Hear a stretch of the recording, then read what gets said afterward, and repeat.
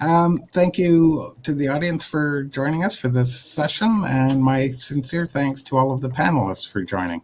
With us today, we have Brenda Baker, AAR out of Windsor, Mays Hobeyn, Jazz, he's in Calgary today, Jim Pennell, IMP Aerospace out of Halifax, and Patrick White, Evas Air Gander. So we've got a number of questions today. First one is the impact of COVID on your operations. And Brenda, when we were speaking, you said you had about 125 employees in Windsor in February, had to lay off about 60% in February, but they continued to receive the wage subsidy during that time. Correct. To try and retain your workforce, obviously. Yes. October 1st, you had all staff back in plant, and you're looking to hire more. Yes. How did you do it?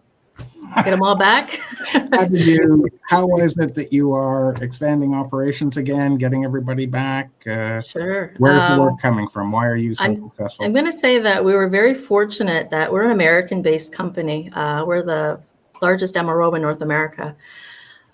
So we have two facilities in Canada, one in Three Rivers or Trois-Rivières, and one here in Windsor. The one here in Windsor actually has an American customer here.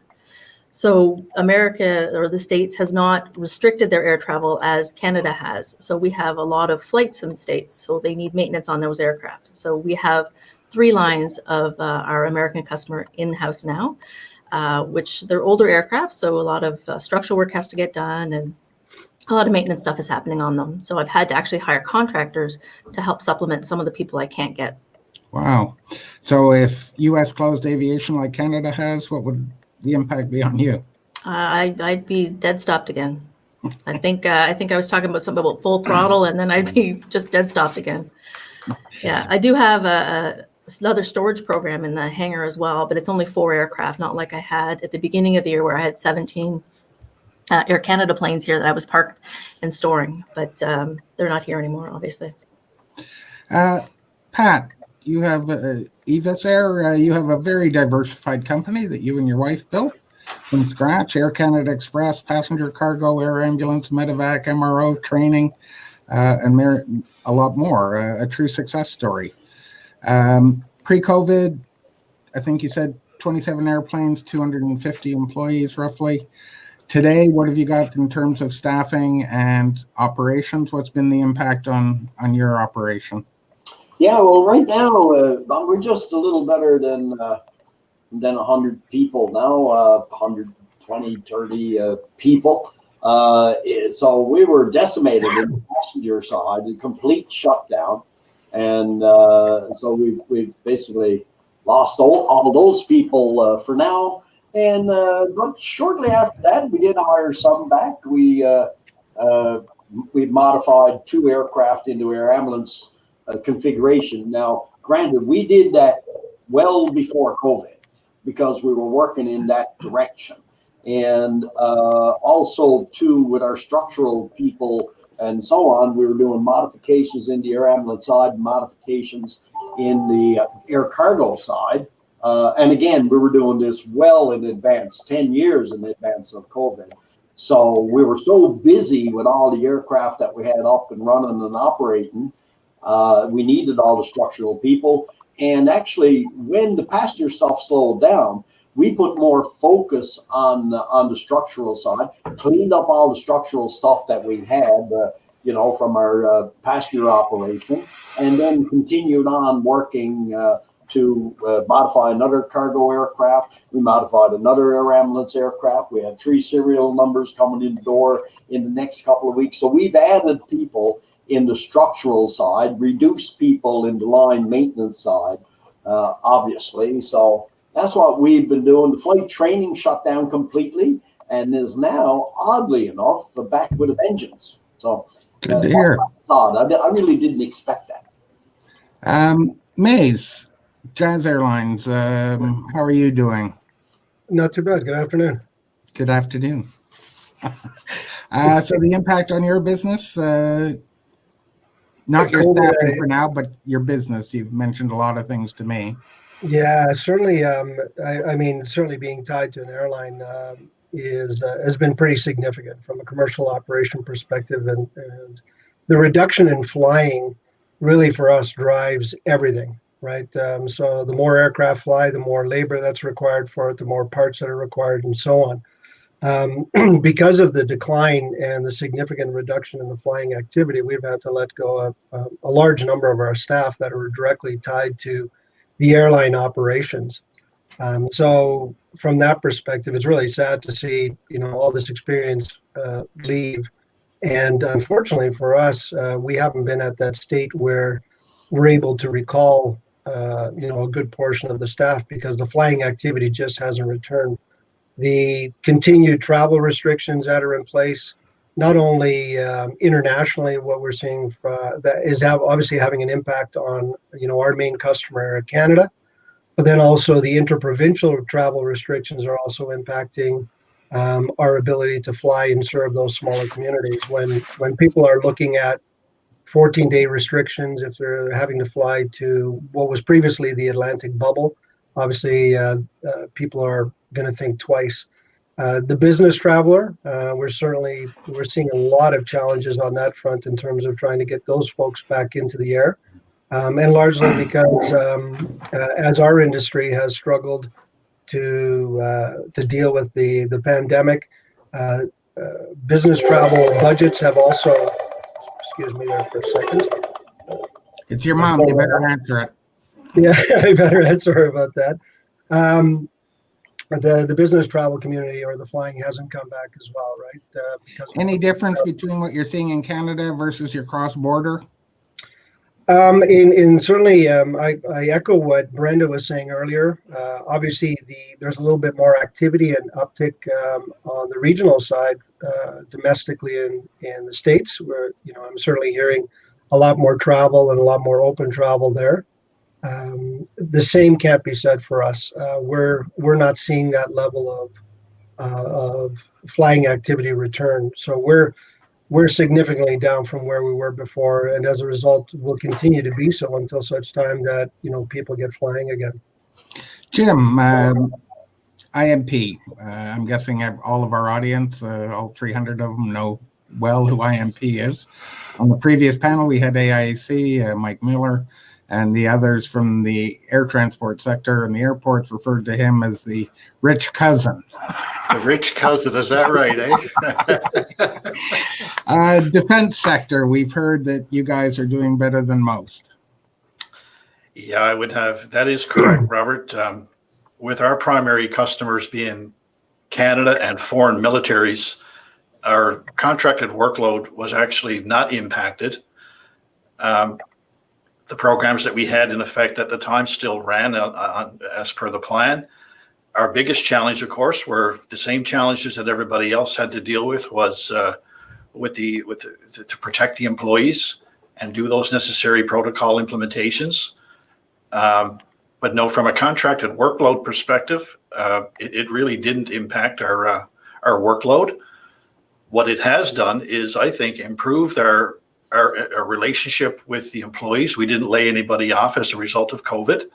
We did have to reduce very few. We did lay off just a few people, but that was planned and a normal cyclic in the workload. So we knew that was coming. But I think it's really brought the company and our staff and our employee group together better through strong collaboration, being able to keep the operation going during the onset of the pandemic. And that's one benefit that I will mention about it. Yeah, as you said, no layoffs. And when we were talking before, you said that if some of the new work packages come through, you'll be hiring. We have a couple of opportunities that are very near term. And if we're successful with even one of those two, then you would likely see some hiring happening. Yeah. And again, that's the defense side of the business. It is. Some of the IMP group that are not doing so well because they're not in defense. That's correct. Some of our other operating units do serve the commercial industry and have been impacted more than the IMP Aerospace operating unit. That is correct. Yeah. Brenda, our next question is really around keeping your workforce and that sort of thing. what can industry do to retain its skilled workforce? Now, you in Windsor, you had some really unique hiring challenges, and you've implemented an ambitious training program to address that. Can you talk to us a little bit about that? Sure. Hiring challenge. Yeah, no problem. I took a couple different avenues. So I've taken the ICS system, so the ICS course, which is distance learning. And I took a group of people who went to St. Clair College and took an aerospace 8-month program, but they came out with really no skills from that. And it wasn't really accredited for anything to do with the AME licensing. So we brought them in and did a 10-week session with them and went through the ICS program together as a group and got them through the process. And now I'm at, it's a year and a bit later, and about 5 of them now are about 4 or 5 months away from getting their licenses. So we're looking really good on that side of things. I've also taken people right off the street who have no idea what aerospace is about. Had a job opening with, beginner level, whatever it was, like I had a stores person or interiors person, even in my composite shops to do sanding. And I brought them right in, and we've taught them and coached them with my ACAs on what it is to be in aerospace and what are all the rules and regulations and what kind of steps you can take to get your license if you want to go down that route. So kind of pulling them into aerospace and teaching them the skills they need. So I'm really hiring on personality and teaching them those skills as they go through. Why are you hiring off the street? Nobody does that. Well, this is the trick. I'm in Windsor, Yeah.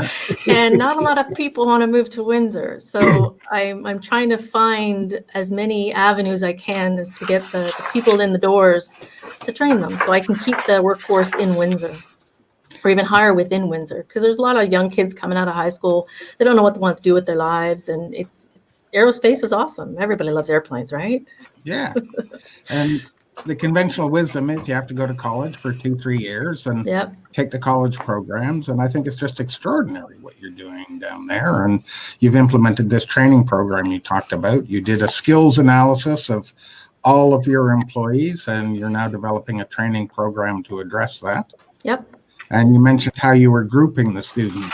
Yes. So I actually used CCAA to help me. Thank you for that.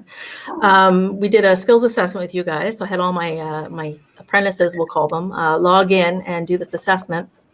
And we figured out where they were gapping in the ATA chapters to get their logbooks signed off. And then I grouped them all together with somebody who was, say, 80% to somebody who was 20%, and then maybe somebody who was right in the middle range. And I grouped them together with one of my ACAs, and I made them work together in a coaching mentorship program where they go and work on those tasks per project. So I have 3 projects in the hangar right now. So if somebody is going to do landing gear, I have these 4 people now as a little mini committee learning that ATA chapter together and bouncing ideas and questions and learning together to get through that ATA chapter and get their logbook signed. Outstanding. Maze, what can industry do to retain its skilled workforce?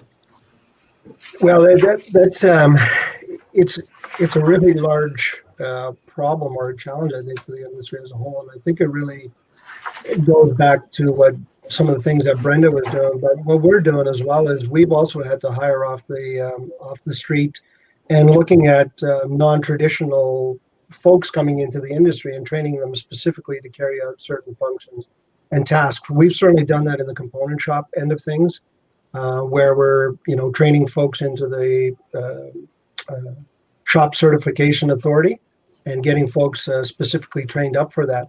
But one of the bigger challenges that we found early on, certainly around the 2006, 2009 timeframe, the oil sector here in Calgary was starting to get impacted, and as a result of that, there were people that were starting to flush out of that industry, and they made great candidates in terms of, although not having the aviation experience, they did have some mechanical aptitude or some skills that could be cross-trained and beneficial for what we were trying to do. But like everybody else, we were really struggling on several fronts. The AME itself, the aircraft maintenance engineer, pilots from that perspective. But one of the things that people also need to take into context is there's more than just pilots and maintenance in this industry, as we all know.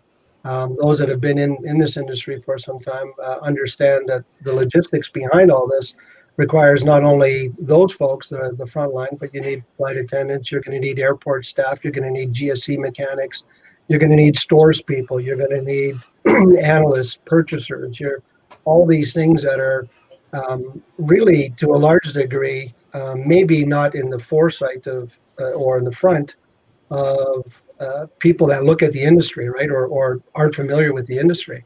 So many avenues to go with. So we were struggling, and what we were finding is that not only were we fighting for the AMEs, the pilots, the non-licensed technicians, but also those other service sectors or those positions as well. And we needed to have those folks just as importantly as we did everybody else. And we were competing with all the other industries that were clamoring for the same people, right? Yeah. So Pat, when we were speaking, I was asking you what you need from government, and you said that the wage subsidy program was crucial to retain staff for companies such as yourself to catch up on projects. We've been keeping your staff engaged, catching up on projects, fleet upgrades, maintenance, that sort of thing. But you said that's not good enough for the big companies. What do they need? You're speaking to me, right, Robert? Sorry? Yeah, okay. Yeah, as I said, for the smaller companies like ours, the wage subsidy is it's an important thing. It worked well, and I think it can work well for the smaller operators. But let's be real about the system in Canada. If we allow our national airline system to go the way of the Tyrannosaurus Rex here, that's a disaster for our country all across, from economically and the unity of our country. It's crazy. And when you look at the money, Robert, that our industry puts into the federal government and so on, it was only a short while ago, those of us can remember when the Transport Canada owned Air Canada, Nav Canada, all the airports. And if you look at the revenue that's coming from all these activities now, flowing back to the federal government, and they're still the only G7 country that hasn't really put substantial money behind our national airlines. If you fail to save the national airlines, who are we going to connect to? And so that's been my take to the federal government. Oh, God, get off your arse here and go sit down and talk to these people. It is shocking. It is absolutely shocking. This is a big country with a small group of people. I mean, 90, 80%, 90%, some crazy number live within 100 miles of the American border. So the federal government really does need to step to the plate and invest in this national airline industry. And if we have a healthy national airline sector, we'll have healthy regional sectors. Yep. Good stuff. Jim, you're not worried about retaining workforce. You're worried about hiring when you get stuff. What do you need from the government?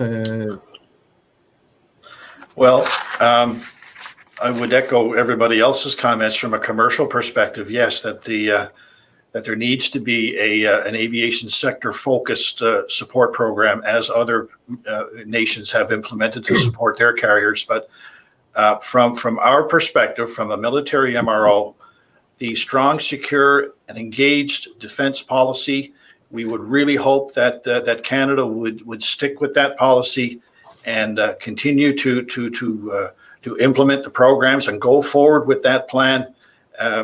And if anything, accelerate it to try and help us, weather the storm like everybody else. But yeah, that's what that would be our primary request. Brenda, when we were speaking earlier, you said the government needs to embrace journeyman, work and learn. Yeah. Can you elaborate on that? Absolutely. So I find that if we could all benefit from people working while they're learning, so I could get projects out and fulfill my contracts while still having people get their educations at the same time. I'd like to see maybe the government or Transport Canada allow that type of learning and still be able to be accredited to get their licenses at the end of it. We're competing with so many different sectors when the labor shortages are back, and they all have work to learn programs, apprentice programs where you work, you go to school. There's a lack of that in our industry, and I think what you're saying is that we need those types of programs. You and I talked about, as you know, the federal government through CCAA has a wage subsidy program, but it's for students. Right. You would like to see that expanded, not just for students, but to people who are actually employed by you and going through some of the programs you've discussed, and as May's discussed, hiring people off the street. There's no subsidy. A student there is. Is that? That's correct. Love to see Yeah, that. if I could just speak to that as well. I mean, I think Brenda's dead on. The work while you learn is absolutely critical, particularly for those individuals that through COVID or transitioning from another industry, as what I was speaking about before, the oil industry and guys that were looking at coming into the aviation side of things. I can tell you, speaking with some of those guys directly, it was, I can't afford to take 2 years off, go to school and complete that training. If it was 6 months and then, go back and find a job and work elsewhere while you're learning, that would be much more conducive to be able to help transition from one industry to the next, right? So I think those type of things have to be looked at. I think we also, the industry and everybody to a large part needs to do better at promoting the jobs and the careers that exist within this industry. We've done a lousy job doing it, other than, dealing with the pilot demand or the AMEs. There's so many more careers within this industry that are, as somebody alluded to earlier, produce high-paying jobs that end up returning a real benefit back to the economy.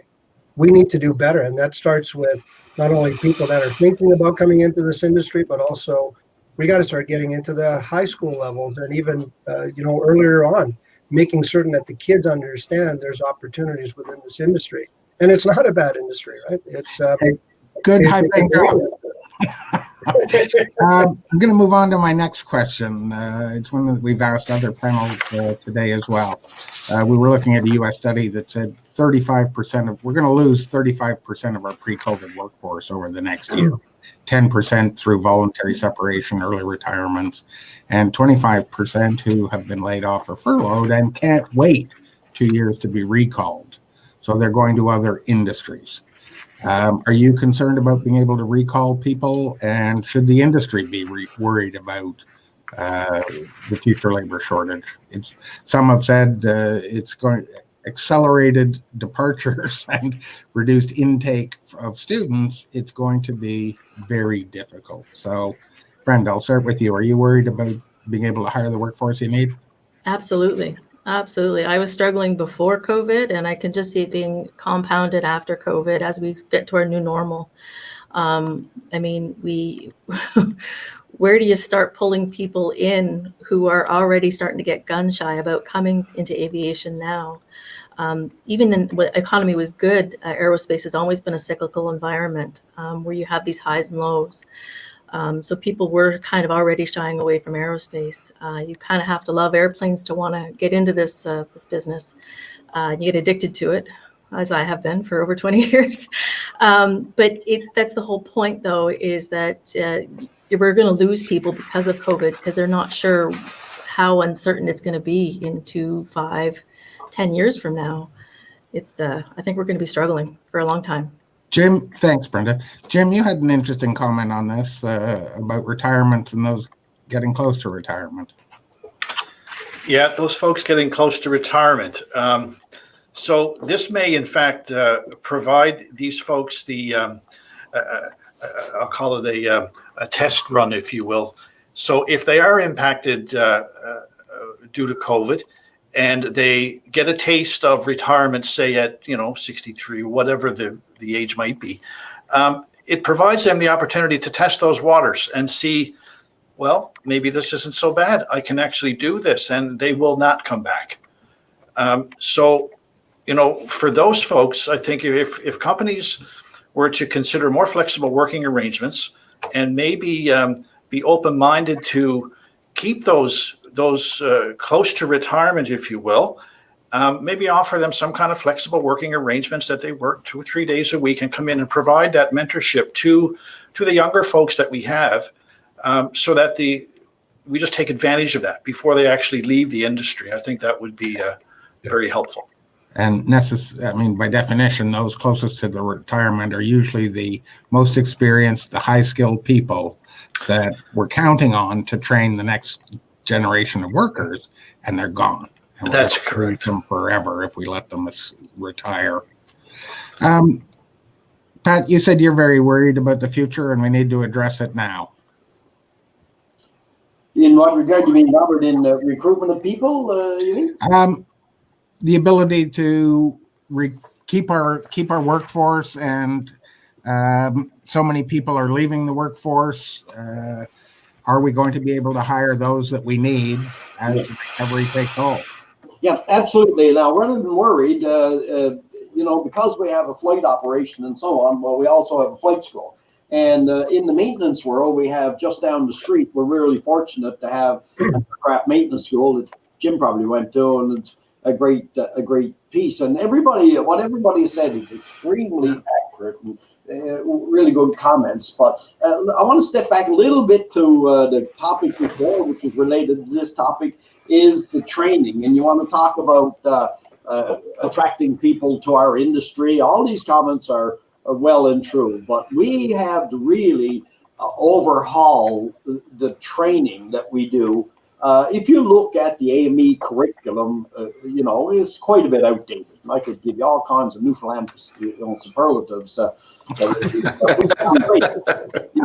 the end of the day, listen, that's a little bit far back, and so that needs to be addressed. And even the whole thing, look, the virtual reality training, the stuff that we're doing in the Gander flight training side, the stuff I'm working on the college, is really exciting. And that actually excites people because the training becomes exciting. And we do live in a dynamic and an exciting world. So you know what? It's got to be exciting right from the touch. And we have an opportunity. COVID has provided us an opportunity here. And it's really weird when you think of it. If you think of, technology, normally human beings are scrabbling for technology to solve a problem that they perceive. Well, we're at a time now when the technology is actually advanced beyond what we see. It's out there to do just what we're doing here today. Pre-COVID wasn't as prolific as what it is now. And some of the stuff that I'm seeing in the virtual reality training world, I've seen it a good while ago down at Sikorsky when I did some work for them back in the day. But where the level of that is to now in the maintenance world. So one, we need to make sure that the aircraft maintenance engineer curriculum that's there today is amended and really updated. We really need to do that. And there are so many other associated courses that, Robert, you and I talked about a while ago in aircraft paint, and you talked about stores and purchasing. One of the most important positions in the company is purchasing, not buying. I buy, my wife purchases. Right? Right? So, I really, and I hear some of the same things we talked about pre-COVID. And of course, it much still applies as we go through and when we come out. But listen, we really need to use this as a Control-Alt-Delete moment here, right? Like the technology is there. We now need, I'm not sure, Robert, who's listening to this, and if the regulators listen, we got to roast these regulators into this 21st century with us here. And again, as we talked about some of the other stuff, the training, we need an aircraft paint and taping and all of that. Just the fact of riveting alone, some of the mods we're doing take one job is 7,000 rivets. So, there's so much that we can do in the training world. And I believe that virtual reality, not only is it better training, it engages the mind and the hands in a better way. It's exciting. These people that are coming out in the industry now today, if you can tell them that they can put a hood on and go out and learn this stuff, look, that's amazing. So I believe we have an amazing opportunity provided us by COVID, and we should really push hard over the next number of months to have these things that we knew before COVID that needed to be adopted. Now we should adopt them. Thank you, Pat. And you've anticipated the next question. And Jim, you and I talked about exactly what Pat was talking about now, and I'm going to come back to you. But I just want to finish the last question. And Maze, when you and I were talking about the difficulty of rehiring, and are you worried about that? You said, yeah, you are. You've already seen indications some staff on furlough aren't willing to come back. And I just want to give you an opportunity. I think you said some of the government programs are a disincentive, and so you're worried about that. Anything you want to add to that? Yeah, absolutely. I mean, one of the things that we have to start taking a look at, and certainly from a commercial operations perspective, we're certainly hopeful, and I certainly believe that at some point the recovery is going to start to happen. Now, what's happening for most commercial operators, most airlines around the world, I don't think I'm stating anything that isn't known, but everybody's in cash preservation mode. They're trying to push the maintenance down the road to a future point, right? So try not to spend any money at this stage of the game unless it's absolutely warranted and can be justified. So we've just actually pushed the needle to a certain degree down the road, or kicked the can down the road. And at some point, we're going to have to do that maintenance. Brenda talked about the fact that she's already started to hire back people. Everybody's starting to try to secure spots for future maintenance events and make sure that they've got a place to get that work done. So at a time when we've got people leaving the industry, be it either through retirement, of which we lose a significant, experience level in some cases, where it's not easily replaceable, right? So the recovery kicks in down the road, hopefully sooner than later. But when that time does kick in, we're going to need people that are experienced, that have the expertise, because it's going to be all hands on deck. And how can we ensure that we're able to attract those folks and back to the industry when we're going to have that demand pop up at us, right? So, as you said, there's going to be a tsunami of work coming. Yep. Due to the delay of maintenance for a variety of reasons. Planes aren't flying and you're trying to conserve cash. And the nightmare scenario would be that the Canadian MROs couldn't handle it all, and that some of it was going offshore. We've been suffering through this pandemic with nobody giving us work, and then all of a sudden it comes back and we can't handle it all and it goes offshore. So I think it even extends just beyond the MRO providers. Keep in mind that also your suppliers have adjusted to COVID as well. So, for example, I'm not burning through as many tires as I normally would through the course of a given day. That guy is adjusting, or that supplier has adjusted his projections going forward. He's not producing as much rubber and so forth, right? So everybody downstream is adjusting to this reality. So even if I had all the labor, I may not be able to get the parts and materials to make certain that the aircraft's going to be ready or available. I think there's another piece that we have to also take into consideration, is that aircraft at the end of the day don't like being parked, right? What about the corrosion? What about all the other defects that we're going to start seeing as a result of extended, periods of time or inactivity? We're seeing it, right? Yeah, we've got 10 minutes left, or not even, and I have one more question. But on that point, I was talking to Brenda earlier today, and I'm just going to paraphrase Brenda so that we get it. Sure. We don't have time, but I was asking you about the work that goes into return to service of aircraft. Yeah. And you said you had 10 people, 6 days full time to RTS 17 aircraft. I mean, that's a huge cost for operators. Yeah. Yeah. So it was 10 people for 6 days for one aircraft. So for one aircraft. So you times that by the 17 aircraft. And trying to get them all out at once was a little tricky. Wow. So when people start bringing their airplanes back, I mean, it's going to be a huge cost for them. And for the organizations like yourself to try and find the manpower to do all of that when it all kicks in at the same time. Right. Well, and it's the same sentiments that Maze was saying was, where am I going to get all the parts? Because when you start RTSing, you're going to find all these snags, all this corrosion, all this stuff that you've got to fix before it goes back in the air. Where are you going to get the parts? Excellent. Our last question, and we've got about 5-6 minutes, so you get a minute or so each. And we've talked about it before, and Pat started down that road. Colleges, universities only produce 25% of the workforce we needed prior to pre-COVID. COVID has resulted in reduced intakes, canceled intakes, delayed graduation. We saw in the presentation by Phil Sims earlier today, they're down about 44%. We're down to about 900 graduates in 2022 instead of the usual 1,500. They weren't producing enough to start with. Yeah. Do we need new ways of training beyond bricks and mortar? Brenda, start with you. Yeah, I think I've already had those sentiments where I was saying about the journeyman program, where you can work and still get your education at the same time and still be accredited for it. I'd like to see somehow us to collaborate as a nation to pull that together to make it work. I think you said that bricks and mortar isn't working for AAR. You've had to find, No. That's why you've gone to this other route, is because it just wasn't working for you.